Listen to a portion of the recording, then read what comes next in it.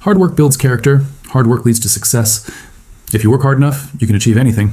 These phrases are repeated so often they feel like natural laws, but they represent one of the most profitable deceptions in human history.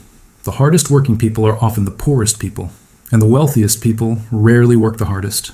This contradiction exists because work and wealth operate in completely different systems. Most people never learn the difference. Consider who actually works the hardest in society. Construction workers start at dawn, labor in dangerous conditions, and destroy their bodies building structures they'll never own. Restaurant workers stand for 12 hours, manage impossible customers, and race through shifts that would exhaust athletes. Nurses work overnight, handle life and death decisions, and carry emotional burdens that break people. These are the hardest working humans on Earth. They should be the richest humans on Earth if hard work created wealth, but they're not. Meanwhile, hedge fund managers work 4-hour days analyzing numbers other people researched. Tech executives attend meetings other people prepared. Real estate developers sign papers for projects other people built. Investment bankers move money other people earned.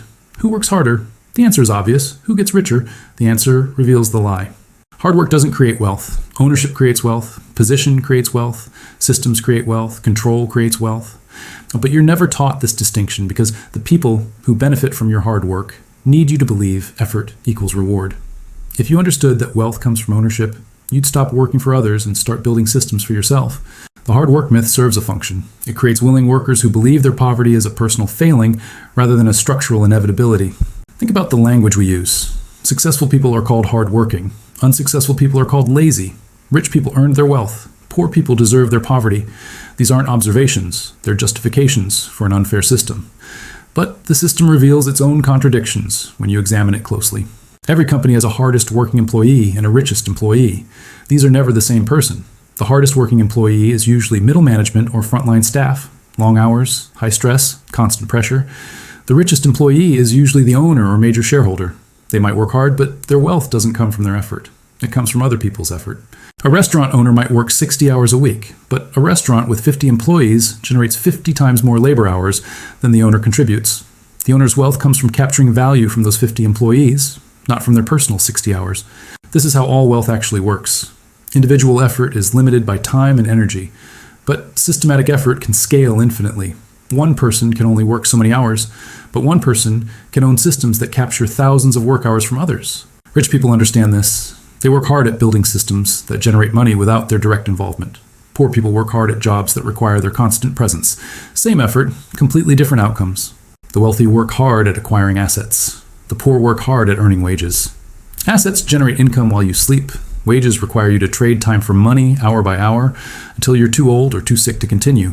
But here's what makes this particularly insidious. The people who benefit most from your hard work are the ones who praise hard work the loudest. Company owners talk constantly about work ethic. Politicians glorify the dignity of labor.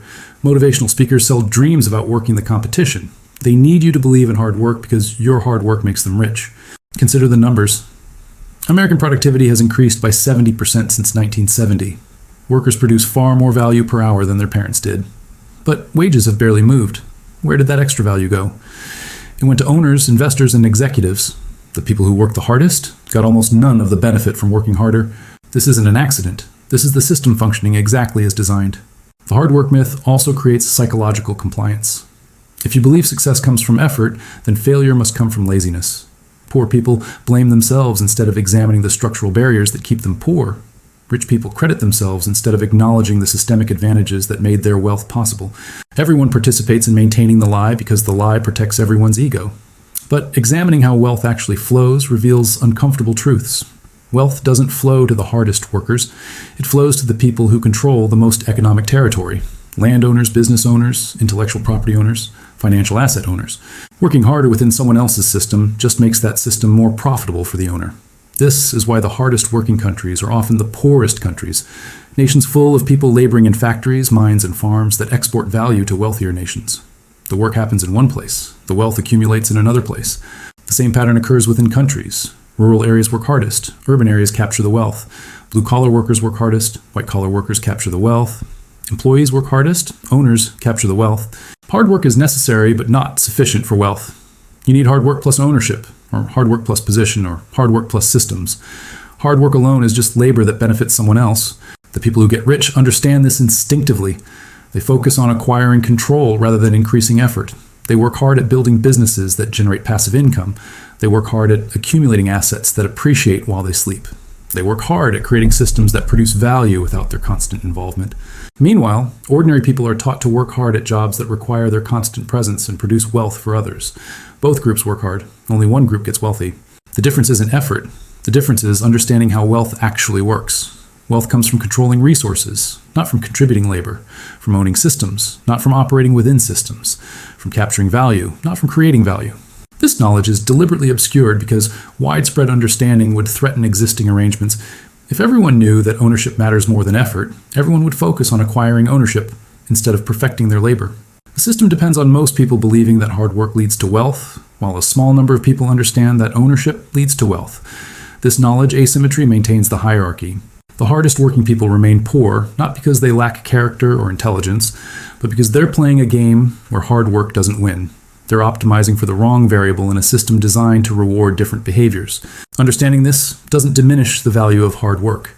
Work ethic remains important for building systems, acquiring skills, and creating opportunities.